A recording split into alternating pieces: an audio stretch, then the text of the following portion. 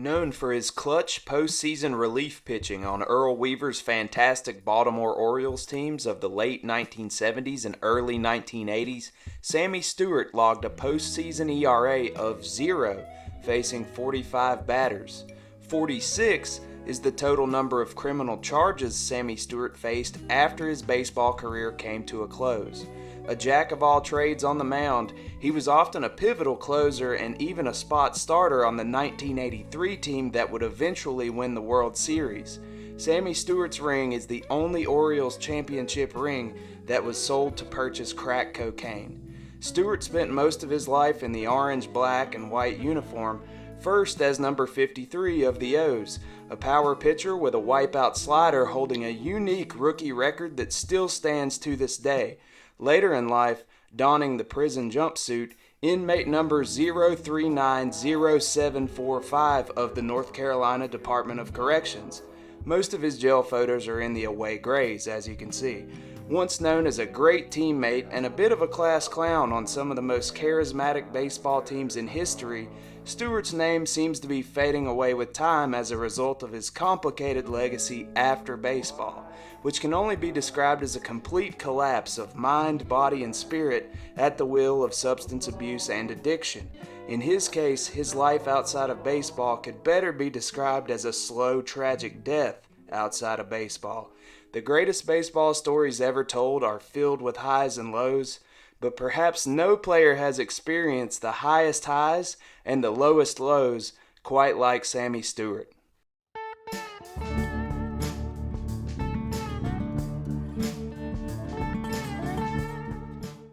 Before we get rolling, if you could, please like and subscribe. Help break down the outfield walls that stand between small ball creators like me and a good audience. I roughly average about an hour spent per minute of YouTube content, even more when I'm digging through classic footage. It's quite the commitment, so come along for the ride. I'm sure you'll find today's story fascinating, and I'd love to hear your feedback on what to cover next. Here we go. Growing up in rural Swannanoa, North Carolina, 9 miles outside of Asheville, Sammy Stewart was held to a high standard by his parents, Sam and Faye Stewart. Sam set a precedent by clocking in at a textile mill every day despite losing his arm in an accident there. Faye also overcame a disability, losing her leg in a train accident at the age of 12, but still raising a family and working full-time at a blanket manufacturer. This was a family of no excuses. Sammy cited that his love of both baseball and basketball were so prevalent that he'd often break into a juvenile detention center near his home to play with the boys there. He was a three-sport star at Charles D. Owen High School, setting points records in basketball, being named to the all-county team in baseball, and receiving several scholarship offers for football as a quarterback. His nickname, the Throwin' Swannanoan, stuck around this time. He attended Montreat Anderson Junior College for 2 years and saw a 28th round selection by the Kansas City Royals. He chose not to sign there, electing to sign with Baltimore the following year after being approached by scout Rip Tudor. Fun Rip Tudor fact, he was the lifelong best friend of Crash Davis, the real Crash Davis, a Duke University and Durham Bulls player who was the inspiration for the legendary character Kevin Costner would play in the classic movie Bull Durham. In 1975, Sammy Stewart started his career in professional baseball playing short-season rookie ball in West Virginia with the Bluefield Orioles. 76 saw him move on to the Miami Orioles of the Florida State League, where he'd throw 182 innings for a 12-8 record and a 2.08 ERA.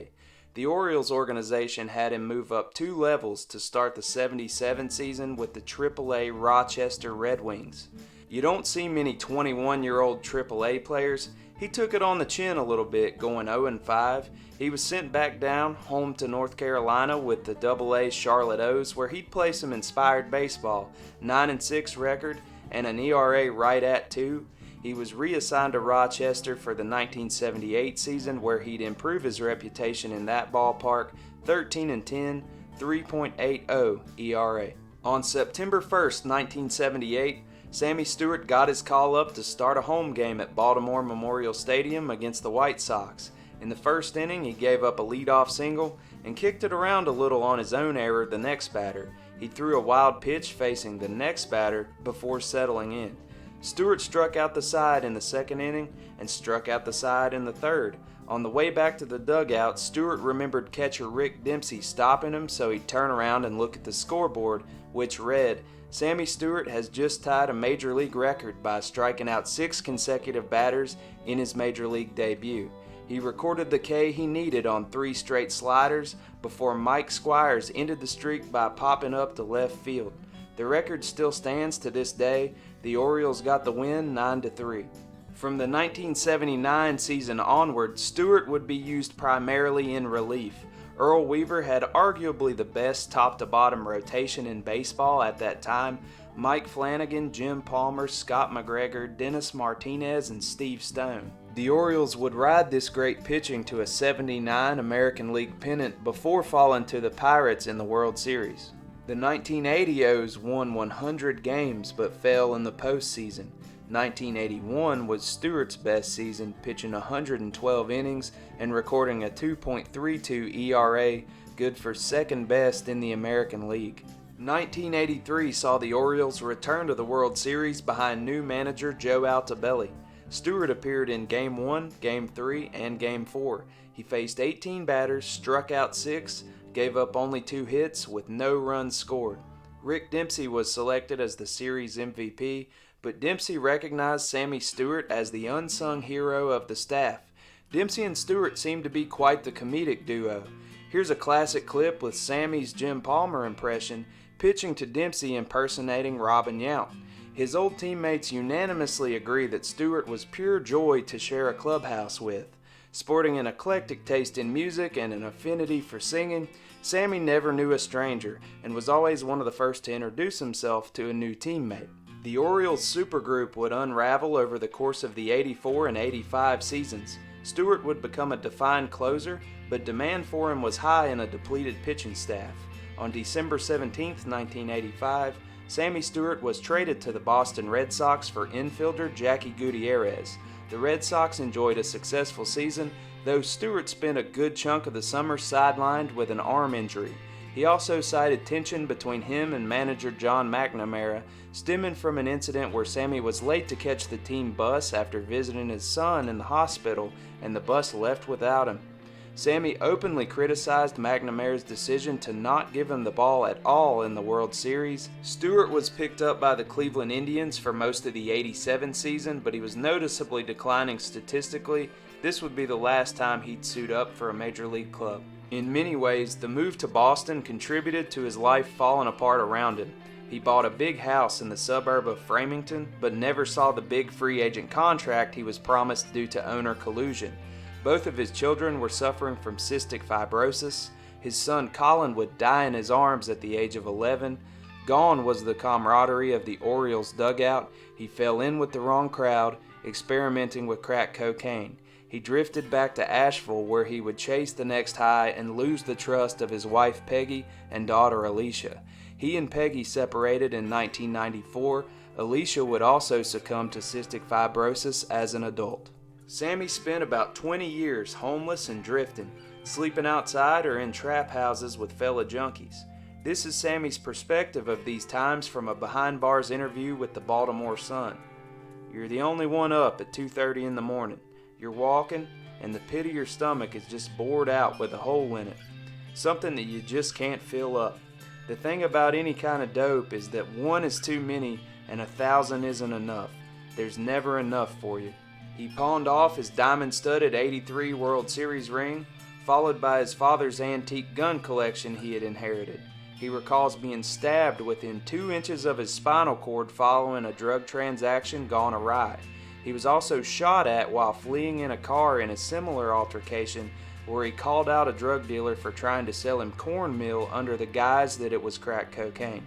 When you look into the crack epidemic of the late 80s and the early 90s, the areas in which it was at its worst, the demographics who were most at risk, and the type of tragedy that is often prelude to addiction, Sammy faced the perfect storm. Crack was rampant in Boston. Sammy being a Scots-Irish Appalachian, he was likely carrying a genetic predisposition to addiction. He had a DUI issue during his magical '83 season. Perhaps this was a precursor to later issues. Asheville, one of the South's biggest tourist hubs, had no problems facilitating a steady supply of the drug from larger East Coast metropolitan areas. Someone losing nearly all of the structure in their life, as Sammy did in short order with baseball and his son. They try a drug once, and it's generally all downhill from there. Several stints in rehab had failed him. He was arrested almost 30 times, doing time on 5 separate occasions. When he was arrested in 2006 and jailed for the 6th and final time, it felt like a cry for help. Stewart said he dropped to his knees and said, "Lord, I ain't been the best person, but I hope you can help me through this."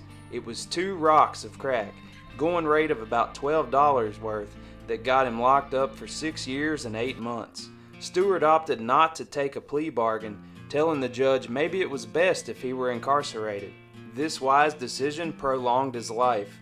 In prison, he'd take culinary classes, pick up playing the guitar, find his faith, and become a pen pal to many of his old teammates with whom he'd lost contact.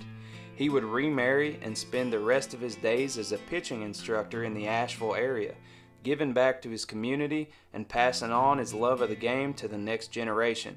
He only asked $25 an hour for his lessons, living only off of that and his baseball pension.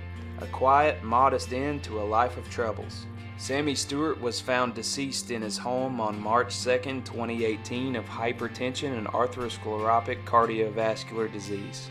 Despite being directly involved in some of baseball's greatest moments of the 1980s, he only made an estimated $3 million in his career.